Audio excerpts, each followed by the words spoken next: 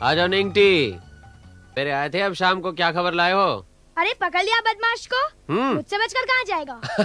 किसको पकड़ लिया? रामू दूध वाले को। हैं? बिल्कुल रंगे हाथ। यहाँ भी तो वही दूध देता है। हाँ, सवेरे की चाय भी कुछ फीकी फीकी लग रही थी। हाँ? फीकी फीकी तो लगेगी ही। सब लोग दूध में पानी मिलाकर बेचते हैं, ये साला पानी में दूध मिलाकर बेचता है।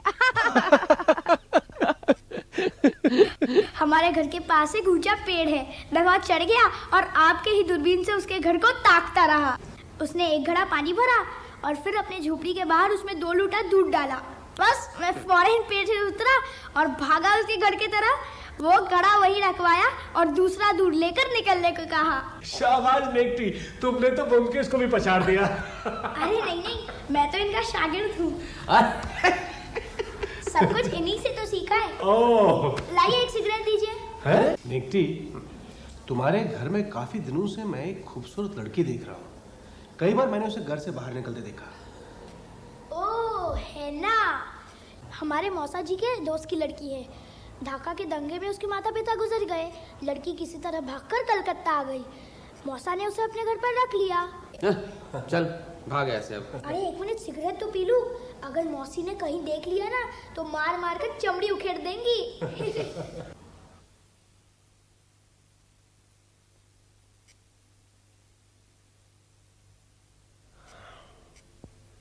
क्यों, सुबह का अखबार शाम को क्यों पढ़ रहे हो?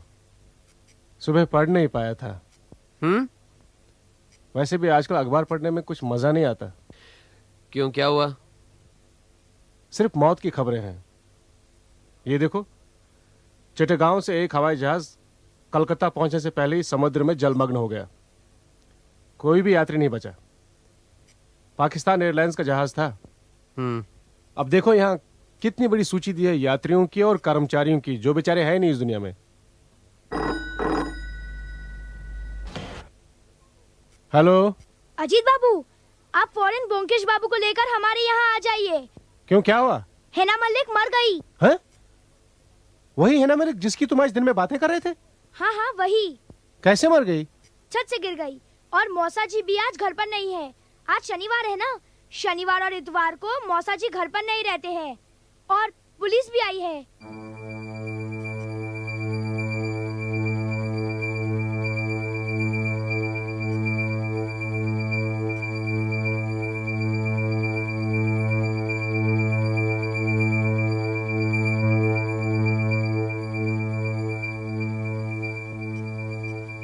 अरे तुम यहाँ? लेकिन तुम यहाँ क्या कर रहे हो?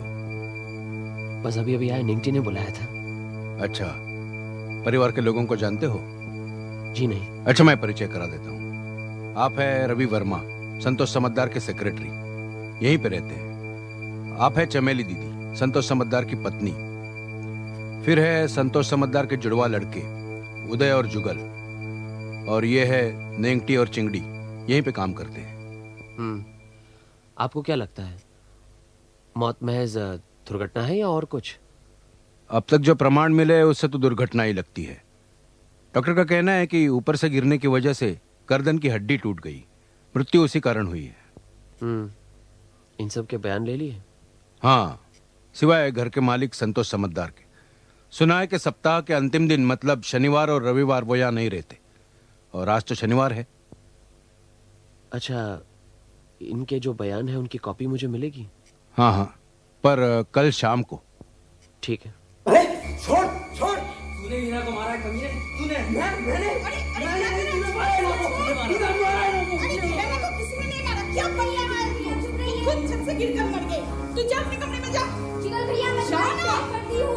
अरे यहाँ तो झमेला मत कीजिए, जाइए अपने कमरे में जाइए। ए, झगड़ा बंद करो। अभी आपने किस बिना पर जुगल पर आरोप लगाया?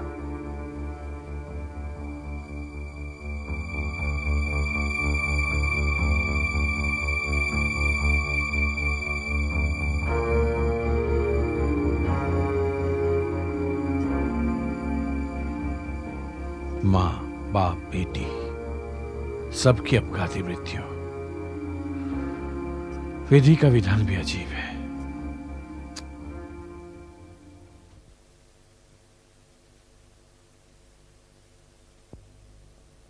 जी, बिन बुलाए मेहमान हैं हम। मेरा नाम ब्योमकेश बख्शी है। ये मेरे साथी अजीत। आप हमें नहीं पहचानते, नेंगटी ने हमें यहाँ बुलाया है। ना पहचानने पर भी आपका नाम मैंने सुना है। अच्छा किया जो ब्योमकेश बाबू को बुला लिया। मुसीबत में दोस्त ही काम आते हैं। नेंगटी आपका दोस्त है शायद? हाँ जी, दोस्ती कह सकते हैं। अच्छा, आपका काम खत्म हो गया इंस्पेक्टर साहब? हाँ, मतलब अब वो लास्ट को पोस्टमार्टम के लिए भेज देंगे, फिर जाएंगे। ठीक है, जो भी आपकी ड्यूटी है वो कीजिए। मुझे तो इसमें कुछ कहना नहीं है। अच्छा, आपको अगर इतराज ना हो तो एक दो सवाल आपसे पूछने हैं। हाँ हाँ, इसमें एतराज कैसा है? आइए उधर बैठते हैं। हाँ आइए। सरफराज, लास्ट के पास ही रहना। तशरीफ रखिए।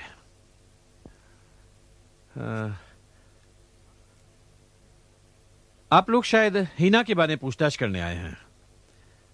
अफसोस है मैं इस बारे में ज्यादा कुछ जानता नहीं। मैंने उसे आश्रय जरूर दिया था, लेकिन उससे ज्यादा जानने का अवसर नहीं मिला मुझे। एक तो मैं वैसे भी घर पे कम रहता हूं, और फिर ये लड़की हिना, ये भी कुछ ज्यादा मिलनसार नहीं थी। अच्छा, हिना के पिता का नाम क्या है? कमल बाबू। क्या वो आपके दोस्त थे? हाँ, मैं करीब 15 साल से उन्हें जानता था। अपने धंधे के सिलसिले में मुझे अक्सर पूरे देश का दौरा करना पड़ता था, आज भी करना पड़ता है। उसी सिलसिले में एक बार उनसे ढाका में मुलाकात हो गई थी, और धीरे धीरे रिश्ता बढ़ गई। इसका मतलब है आपने हिना मलिक को कलकत्ता आने से पहले भी देखा था? जी हाँ, कई बार। जब वो 3-4 साल की थी तभी से देख रहा हूं। अच्छा, हिना को यहाँ आश्रय देने के बाद घर में अशांति हुई थी? जी हाँ, मेरी पत्नी को ये बात ज्यादा पसंद नहीं थी। वो छुआछूत वाली औरत है, परदेश से आई हुई लड़की से परहेज करती थी। हिना रोज शाम को छत पर अकेली घुमा करती थी, क्या आपको ये मालूम है? ये बात मुझे आज ही पता चली। किससे पता चला? जिसने मुझे फोन पर खबर दी उसने। किसने खबर दी? अरे, इस बात पर तो मैंने ध्यान ही नहीं दिया। मैं जहां था वहां का पता भी किसी को मालूम नहीं था। जिसने टेलीफोन किया उसकी आवाज तो आप पहचानते होंगे। इस दुर्घटना को सुनने के बाद और किसी तरफ ध्यान ही नहीं गया। तो जब टेलीफोन आया तो आप कहां थे? इस बात को जानना क्या बहुत जरूरी है? माफ कीजिए संतोष बाबू, लेकिन हिना की मृत्यु किस वजह से हुई है यह अभी हम निश्चित रूप से जान नहीं गए हैं। हो सकता है कि हिना अचानक छत से नीचे गिर गई हो, और यह भी हो सकता है कि उसको किसी ने छत से नीचे धकेल दिया हो। दोनों बातों की संभावना है, इसलिए हमें हर बात की जानकारी चाहिए। हाँ।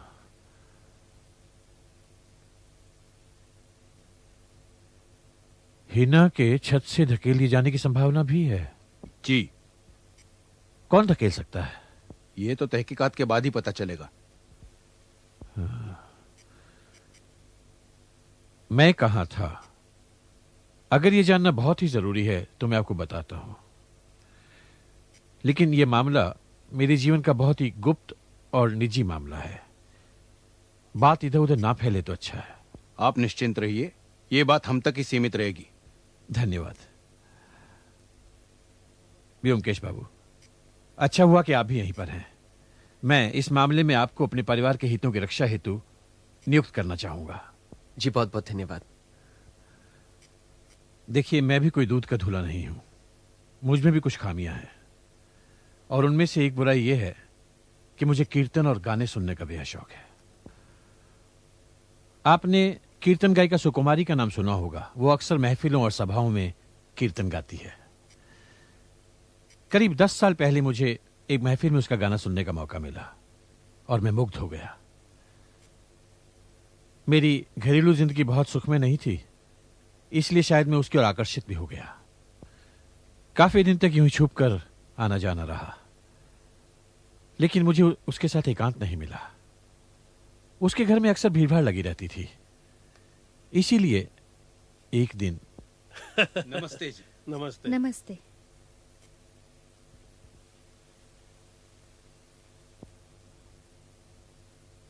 क्या बात है संतोष बाबू, आज घर जाने का इरादा नहीं है? सोच रहा हूं लोगों की नजरें बचाकर कब तक तुमसे यूं ही छुप छुप के मिलता रहूंगा। तुम जानती हो मैं राजनीति में उलझा हुआ हूं। क्रांतिकारियों को पैसा भी दिया है, आजादी की लड़ाई में जेल भी गया हूं, पुलिस की लाठियां भी खाई हैं। इन्हीं सब कारणों से जितने मेरे मित्र हैं उतने ही शत्रु भी हैं। अगर किसी को जरा भी भनक पड़ गई कि मैं तुम्हारे यहां इतना अक्सर आता जाता हूं तो बदनाम करने में जरा भी कसर नहीं उठा रखेंगे। अरे आप ये क्या कह रहे हैं संतोष बाबू? क्या मैं आपके पद, सम्मान और इज्जत इन सब के बीच में आती हूँ? ये बात नहीं है। मैंने एक कमरा किराए पर लिया है किसी और के नाम से। तुम अगर वहीं आके रहने लगो तो मैं निश्चिंत होकर तुम्हारे साथ एकांत में रह सकता हूं। ये संभव नहीं है। गाना मेरा पेशा है। मैं अपने चाहने वालों को धोखा नहीं दे सकती। इतनी कठोर मत बनो सुकुमारी, मैं बड़ी उम्मीद लेकर आया हूं।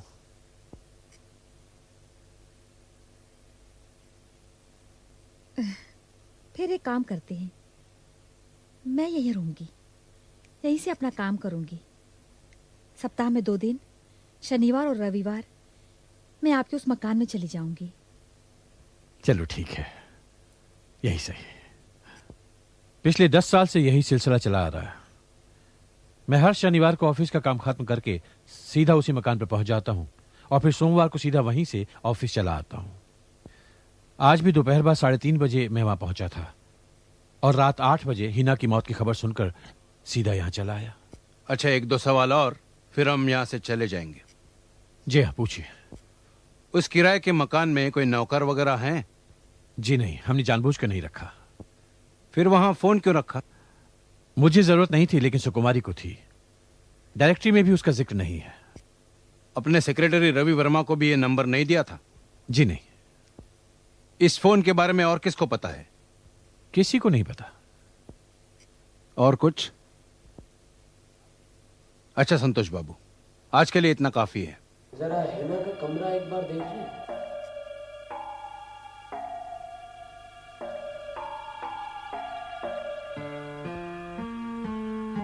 जब आप यहाँ आए तो क्या दरवाजा खुला हुआ था? नहीं, दरवाजे पर ताला लगा हुआ था और लाश के हाथ में एक हैंडबैग मिला और एक चाबियों का रिंग मिला। ये है। इसका मतलब है वो कमरे में ताला लगाकर ऊपर छत पर गई थी। हिना हमेशा अपने कमरे का ताला लगाकर ही बाहर जाती थी। क्या ये शुरू से ऐसा करती थी या किसी घटना के बाद? जी नहीं, शुरू से ही। इसमें तो 5 चाबियां हैं, तो बाकी 4? उन 4 में से 2 तो सूटकेस की है और बाकी 2 का पता नहीं। एक पर नंबर 7 लिखा हुआ है। कुछ जानते हैं? ये चाबी उन्हीं में से है जिनका ताला नहीं मिल रहा है। कभी कभी ऐसा होता है ना कि ताला तो गुम हो जाता है लेकिन चाबी लगी रहती है। आप कुछ जानते हैं इसके बारे में? जी नहीं, मैं कुछ नहीं जानता। मैं इस कमरे में पहली बार आया हूँ।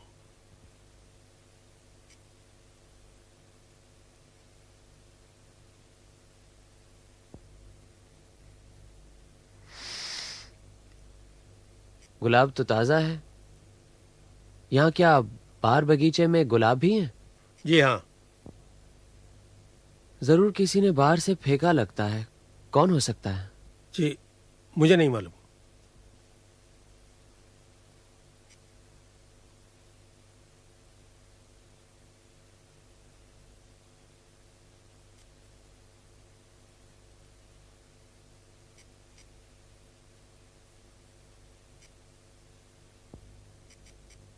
ये देखो तो, किसकी तस्वीर है? हिना की तस्वीर? हिना की नहीं है। ये तस्वीर काफी पुरानी है। देखो, रंग पीला पड़ गया है।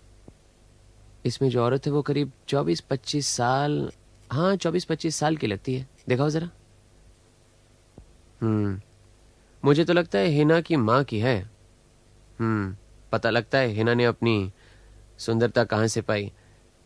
इंस्पेक्टर। हाँ जी। इस तस्वीर को अपने पास ही रखिएगा। जी।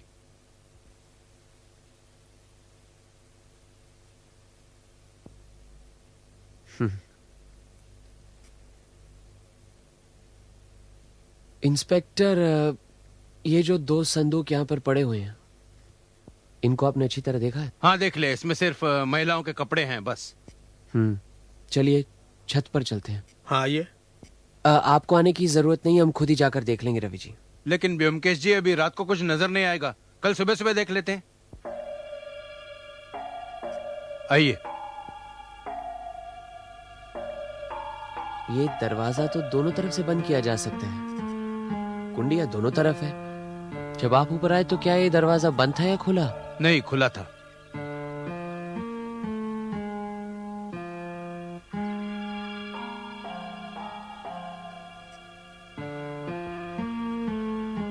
हिना कहां से गिरी? उधर से, क्योंकि वही एक हिस्सा है जहां पर बांस का घेरा बंधा हुआ नहीं है।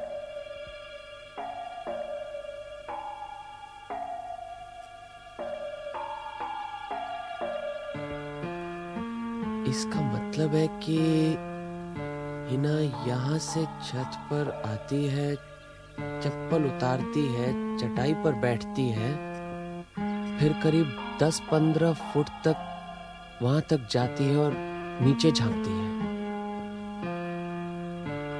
ये जो इस तरफ की ये जो सारी मुंडेर है ना, इसकी ऊंचाई लगभग 4 फीट तो होगी। हिना की ऊंचाई क्या थी? करीब करीब 5 फुट 3 इंच। फिर भी गिरना असंभव नहीं है।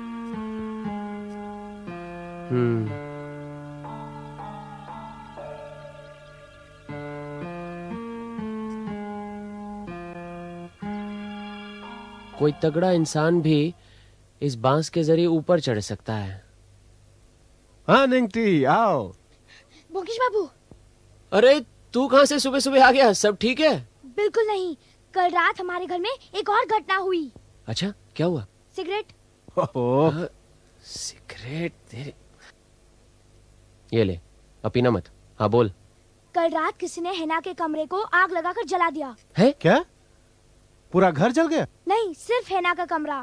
पलंग, बिस्तर, किताबें, टेबल कुर्सियां सब जलकर राख हो गई। तुम ये बताओ कि जब हिना छत से गिरी तब तुम कहाँ थे? जब मैं घर से निकला तब हिना अपने कमरे में बैठी स्वेटर बुन रही थी। 1 घंटे बाद जब लौटा तो घर में कोहरा मचा हुआ था। हिना छत से गिरकर मर गई। लाश को सबसे पहले किसने देखा? रवि बाबू ने। तुम जब बाहर गए घर से तो हॉल में कौन था? उदय बाबू थे। और जब तुम वापस आए तो सभी घर में थे? सभी घर में थे, सिर्फ मौसा जी नहीं थे। अच्छा, हिना की कोई चिट्ठी वगैरह आती थी घर में? डाकिया से चिट्ठियां तो मैं ही लेता हूँ, मगर आज तक हिना की कोई चिट्ठी नहीं आई। बाहर उसके साथ किसी के संबंध थे, जानते हो? हाँ, हिना के आने के 10-12 दिन बाद ही की बात है। एक दिन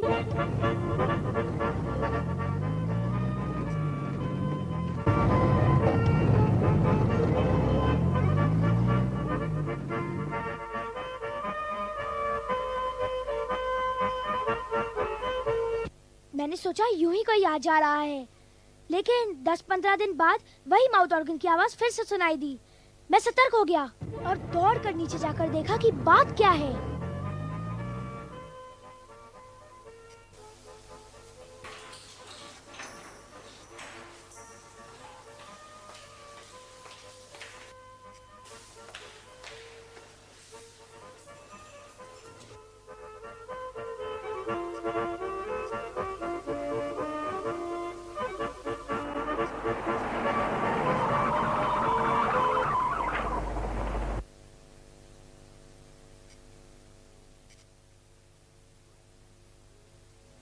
मैंने देखा कि कोई आदमी है जो माउथ ऑर्गन से हिना को इशारा करता है और हिना उससे मिलने चली जाती है।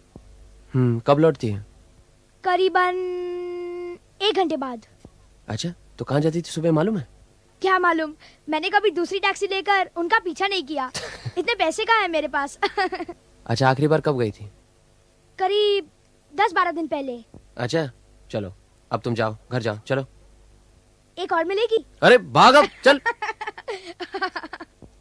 ये माउथ ऑर्गन का मामला केस को और ही उलझा रहा है। लेकिन एक बात साफ है कि हिना इस शहर में अकेली नहीं थी। और दूसरी बात, उसकी मौत महज दुर्घटना नहीं है, बल्कि उसकी हत्या हुई है। अब सवाल यह उठता है कि ये जलमग्न मैनाक कौन है। वही जिसने हिना के कमरे में आग लगाई है। हो सकता है और नहीं भी। उसकी हत्या हुई है, उसकी वजह हम नहीं जानते, लेकिन जिसने भी उसके कमरे में आग लगाई है उसका उद्देश्य मैं समझ गया हूं। जरूर उस कमरे में कोई ऐसी चीज थी जिसे वो बर्बाद करना चाहता था। तुम्हें भी तो उसके कमरे में एक गुलाबी रंग का कागज का टुकड़ा मिला था, उस पे क्या लिखा था?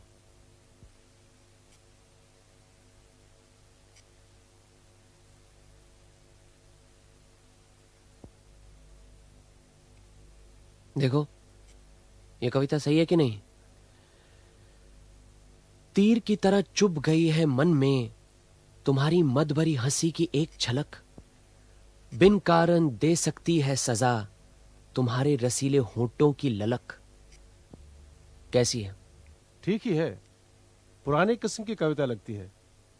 लेखक कौन है? अरे उस घर में एक ही तो कवि है, जुगल। आइए इंस्पेक्टर। हेलो अजीत। ओह, अच्छा हुआ तुम घर पर ही हो। ये सबों के बयानातों की कॉपी है, पर तुम्हारे किसी काम की नहीं है। आपको आग की खबर मिली? हाँ, लेकिन वो भी एक दुर्घटना है। किसी ने जानबूझकर आग लगाई हो इसका कोई प्रमाण नहीं। इसका मतलब संतोष बाबू ने जो मुझे काम सौंपा है उसकी तो छुट्टी है। उनके परिवार के हितों की रक्षा की जरूरत ही नहीं। हाँ, उनसे कह देना कि पुलिस को उनके परिवार पर कोई शक नहीं। वैसे आग लगने की खबर मिलने पर मैं संतोष समझदार के घर गया था। मैंने उन्हें वो तस्वीर भी दिखाई।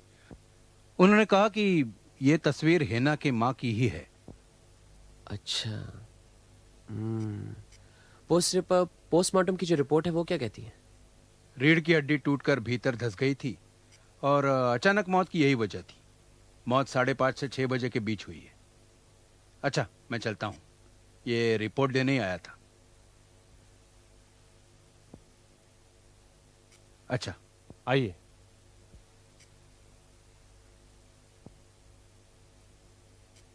क्यों, है कुछ? अजीत, हाँ? एक काम करो, इसे तुम ही पढ़ो।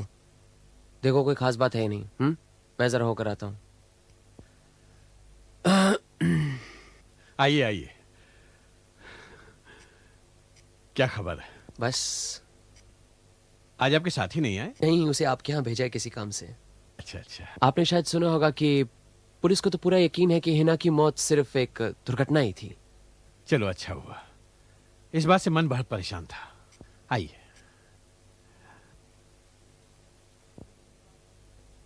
लेकिन मुझे इस बात का पूरा यकीन नहीं है। यानी कि आपको शक है कि किसी ने हिना का खून किया है? अच्छा अच्छा, कोई सबूत मिला क्या? अभी नहीं। पहली बात तो यह है कि हिना के कमरे में आग लगना स्वाभाविक नहीं है। उसके कमरे में आग लगना स्वाभाविक नहीं है, ये सही है।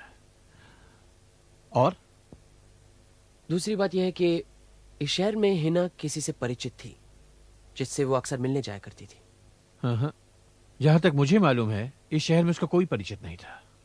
इस शहर में ना सही, लेकिन दूसरे शहर का कोई हो सकता है जो कि शायद 10 या 15 दिन, हर 10 या 15 दिन यहाँ पे शहर में आता होगा और हिना उसे मिलती होगी। ये हो सकता है। तो अब आप क्या करना चाहते हैं? अगर आपकी इजाजत हो तो आपके परिवार से बातचीत करना चाहता हूं। देखिए ब्योमकेश बाबू, आपको हमने अपने परिवार के हितों की रक्षा के लिए नियुक्त किया था। मैं समझता हूं कि जब पुलिस ने इसे दुर्घटना मान लिया है तो आपकी जिम्मेदारी वैसे ही खत्म हो जाती है। अलबत्ता आपकी फीस आपको जरूर मिलेगी।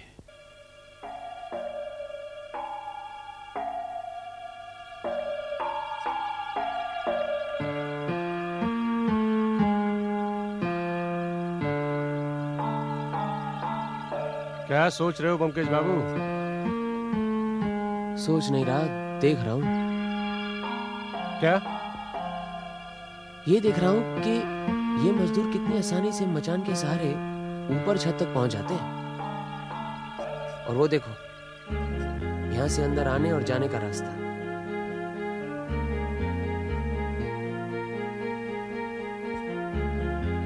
मतलब ये कि कोई भी आदमी इस रास्ते से आकर इस मचान के सहारे छत के ऊपर जा सकता है और फिर आराम से वहीं से उतरकर यहाँ से बाहर जा सकता है, किसी को पता भी नहीं चलेगा। शाबाश, बड़े समझदार हो गए हो। चलो अंदर चलो।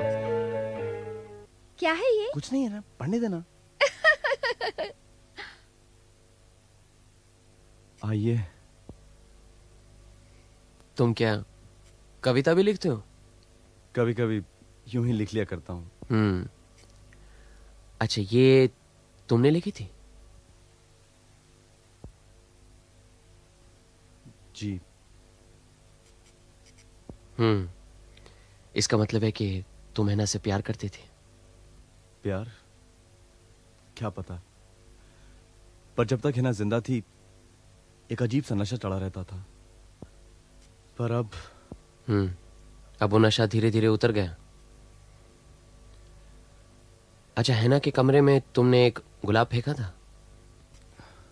जी हाँ। उस समय क्या हैना उस कमरे में थी? नहीं। अच्छा, उस रात को उदय ने तुम पे एक आरोप लगाया था कि तुमने हैना को मार डाला। उसने ये आरोप किस आधार पे लगाया था? जलन, ईर्ष्या। इसका मतलब है कि उदय भी हिना से प्यार करता था? जी हाँ। और आप दोनों में से वो किसे ज्यादा चाहती थी? लगता है किसी को भी नहीं। उदय, अब और क्या जानना बाकी रह गया है? तुमने हैना को उनका गोला दिया था स्वेटर बुनने के लिए? हाँ, दिया था। इससे क्या प्रमाण करना चाहते हैं? यही कि तुम्हारी उसके साथ अच्छी जान पहचान थी।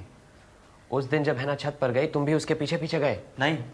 और वहां तुम दोनों के बीच झगड़ा हुआ तो फिर तुमने उसको छत से नीचे धकेल दिया? नहीं, ये झूठ है। तो फिर सच क्या है?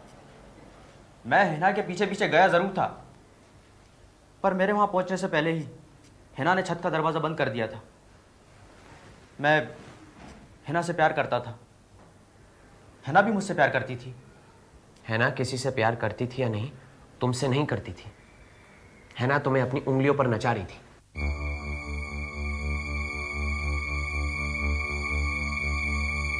नमस्कार। नमस्कार। संतोष बाबू ने हमें खबर दी थी आप आने वाले हैं। घर ढूंढने में कोई तकलीफ तो नहीं हुई? जी नहीं। आइए। चलो।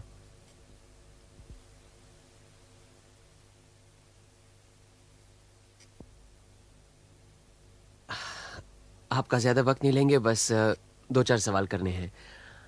आप हिना को तो जानती थी ना? जी हाँ, संतोष बाबू ने एक अनाथ लड़की को आश्रय दिया था। देखिए, संतोष बाबू के साथ आपके पुराने संबंध हैं, ये बात हम जानते हैं, इसलिए आप बिना संकोच के हमसे बात कर सकती हैं। उस शनिवार वाली घटना के बारे में जरा हमें विस्तार से बताएंगी? मुझे कोई संकोच नहीं, मुझे ठीक से याद है। मैं शनिवार दोपहर को मकान पहुंच गई थी। संतोष बाबू करीब 3:30 बजे वहां पहुंचे। नहा धोकर 6 बजे उन्होंने नाश्ता किया, फिर गाना सुनने बैठ गए।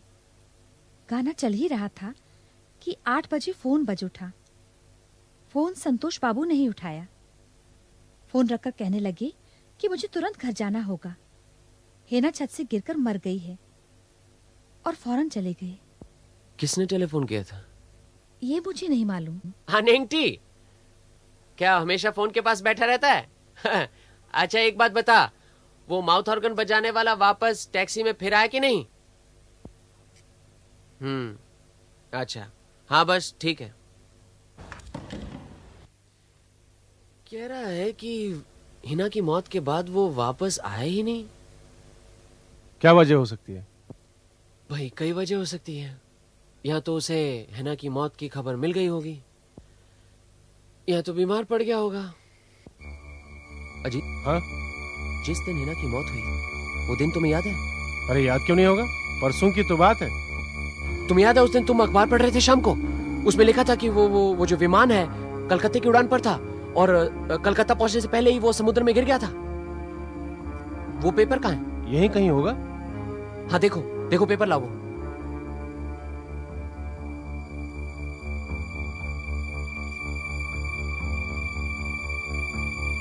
हाँ, ये है। दिखाओ।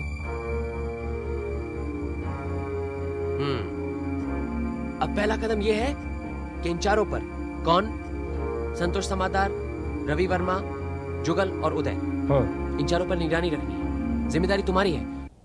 रोज शाम के 5 बजे रवि वर्मा दफ्तर से निकलकर सीधा घर चला जाता था, लेकिन आज वो 4 बजे ही निकला और सीधा बहू बाजार गया।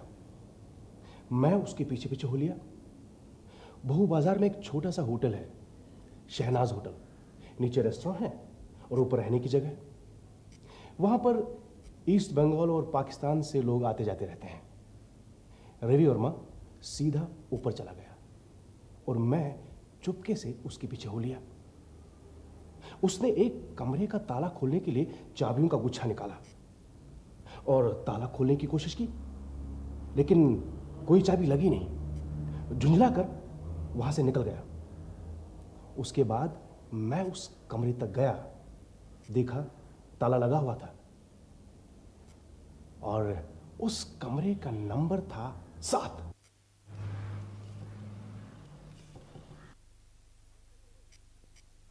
हेलो, हाँ इंस्पेक्टर रे, हाँ ब्योमकेश बोल रहा हूं। अच्छा, वो हैना के कमरे की चाबियों का गुच्छा है ना आपके पास, है ना? हाँ, बस उस गुच्छे में एक चाबी होगी जिस पर नंबर 7 लिखा होगा। उस चाबी की जरूरत है मुझे। आप ऐसा कीजिए, मुझे शहनाज होटल पर हाँ 7 बजे मिलिए। मैं वहीं पर सब बताऊंगा। हाँ, अच्छा।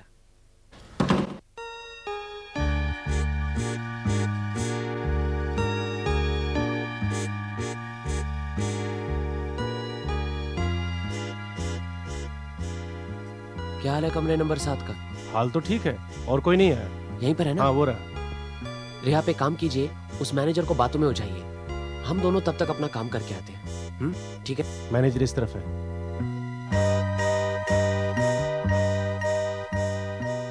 7 इसे लगा कर देखें।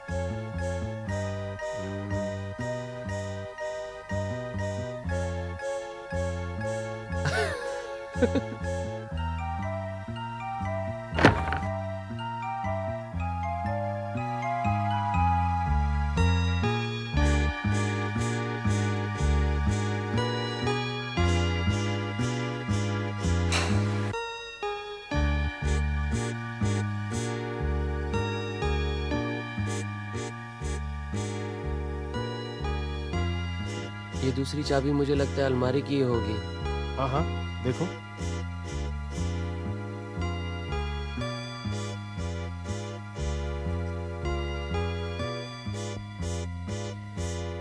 एक किताबें, ये देखो।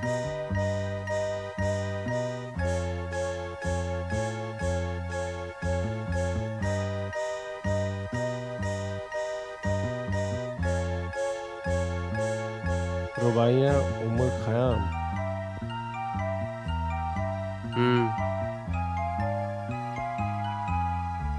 प्रियतमा मीना माताहरी के लिए।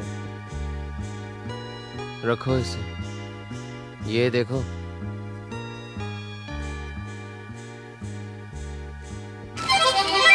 क्या कर रहे हो? मैनेजर साहब, आपसे कुछ पूछना है। हाँ, पूछिए। ये कमरे नंबर 7 में कौन रहता है? कमरा नंबर 7? ढाका से एक आदमी आता है, हर महीने कमरे का किराया दे जाता है, पर रहता है 3-4 दिन। उसके साथ और भी कोई आता था? आता था नहीं, आती थी। अच्छा। परी, एक खूबसूरत परी। अच्छा। तो इस आदमी का नाम क्या है? 1 मिनट, जरा मैं रजिस्टर देख के बताता हूँ। उमर शिराजी, ढाका, पाकिस्तान।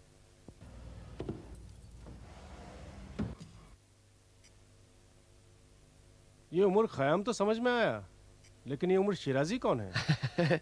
सब समझ में आ जाएगा। उस दिन वाला अखबार कहाँ है? कहाँ है? वहां है ना, दो।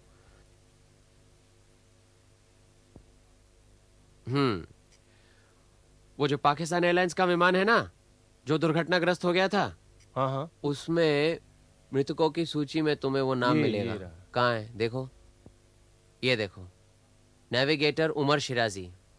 हाँ। पाकिस्तान एयरलाइंस का कर्मचारी था वो।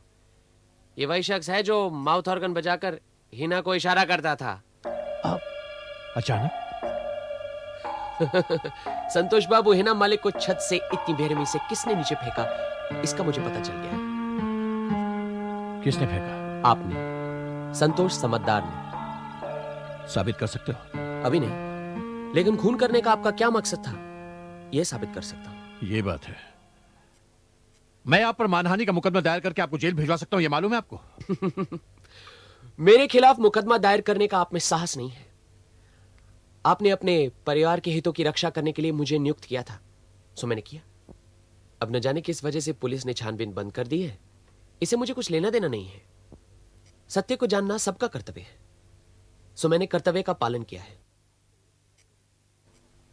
किस सच की बात कर रहे हैं आप? कौन सा सच जान लिया आपने? आपको हिना के कमरे में जिस चीज की तलाश थी वो आपको मिली नहीं, और न मिलने पर आपने हिना के कमरे को आग लगा दी।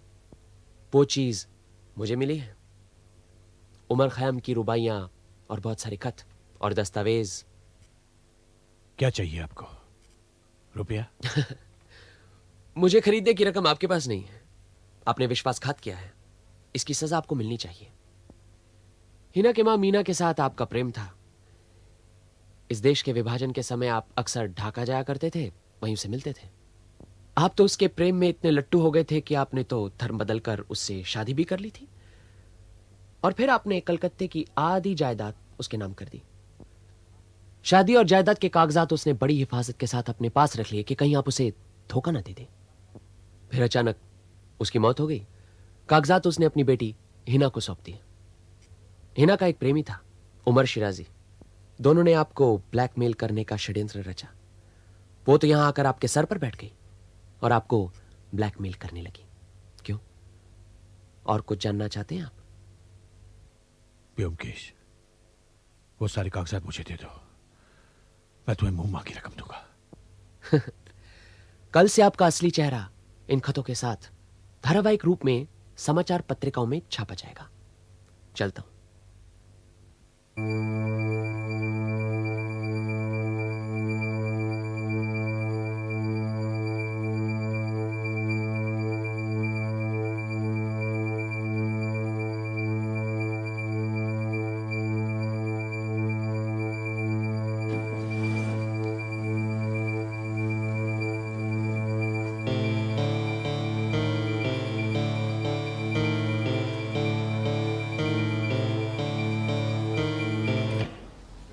हेलो। हाँ, क्या?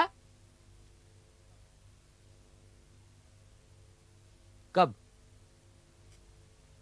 ओहो, हाँ हाँ ठीक है।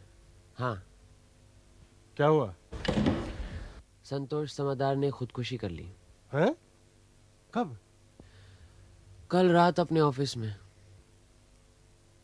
बहुत बुरा हुआ। लगता है डर गया होगा बेचारा। हिना बड़ी चालाक थी। जो दस्तावेज के कागजात थे उसने घर पर नहीं रखे, बल्कि शहनाज होटल पर रखे। और उस होटल का कमरा जो था उमर शिराजी के नाम बुक था। जब कभी आता माउथ ऑर्गन बजाकर उसे बुला लेता, दोनों मिलते, फिर सारा पैसा लेकर ढाका चला जाता। बस यही सिलसिला चल रहा था। तो फिर रवि वर्मा उस होटल में कैसे चला गया? हिना संतोष समादार के किसी दोस्त के अनाथ लड़की नहीं थी, बल्कि हिना तो संतोष बाबू को ब्लैकमेल करने कलकत्ते आई थी। यह बात सिर्फ रवि वर्मा जानता था। उसने किसी तरह हिना का पीछा किया और शहनाज होटल का पता लगा लिया। वो जानता था कि उस कमरे में ही दस्तावेज हैं। उसने चाबियों का गुच्छा बनाया और उस कमरे को खोलने की कोशिश की। उन दस्तावेजों से रवि वर्मा क्या कर सकता था? अरे वही जो हिना और उमर शिराजी कर रहे थे, ब्लैकमेल। लेकिन हिना का खून किसने किया और कैसे किया?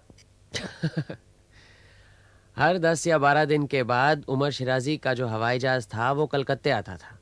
सो उस दिन भी आया था, पर आने से पहले समुद्र में समा गया। उस दिन शनिवार था। जिस तरह तुमने अखबार पढ़ा, संतोष समादार ने भी पढ़ा। देखा कि मरने वालों की सूची में उनके ब्लैकमेलर का नाम था उमर शिराजी। एक कांटा तो रास्ते से हट गया, लेकिन अब दूसरा। हिना अखबार नहीं पढ़ती थी, उसे तो मालूम भी नहीं था कि उमर शिराजी गुजर गया है। बस यही एक मौका था उसे रास्ते से हटाने का। वो जानते थे कि हर शाम को हिना छत पर जाती है, घर की मरम्मत चल रही है, चारों तरफ बांस का खांचा लगा हुआ है और आसानी से ऊपर चढ़ा जा सकता है। यही उसे हटा देने का एक रास्ता था और लोग समझेंगे कि खुदकुशी की है। उस दिन शनिवार था, सुकुमारी को मिलने का दिन भी था। दोनों ने इकट्ठे मिलकर प्लान बनाया।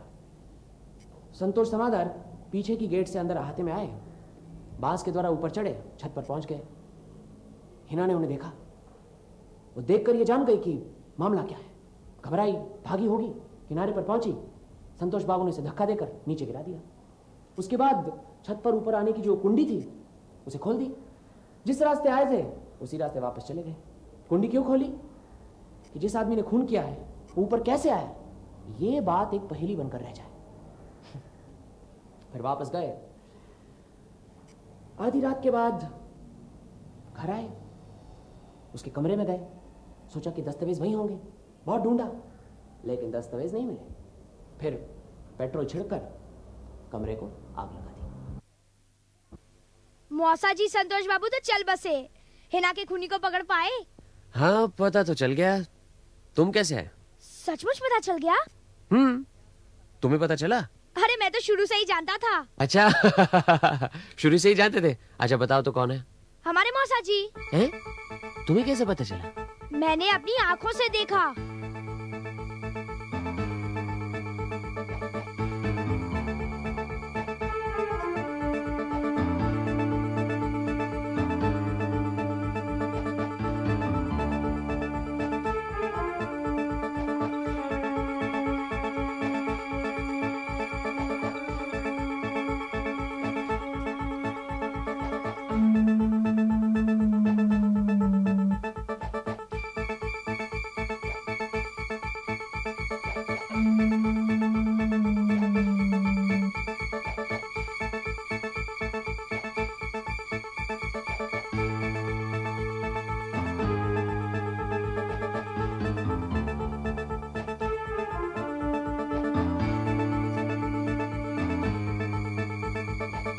तुम जानते थे तो फिर बताया क्यों नहीं? कैसे बताता? मौसा जी मेरे अन्नदाता थे, उनको मैं पुलिस के हवाले कैसे करवाता? और बोंकेश बाबूजी, मुझे आप पर पूरा भरोसा था। मैं जानता था कि आप सत्या का पता जरूर लगा लेंगे। अच्छा, इसलिए तो मैं आपको वहाँ ले गया। अब लाइए एक सिगरेट दीजिए। हैं?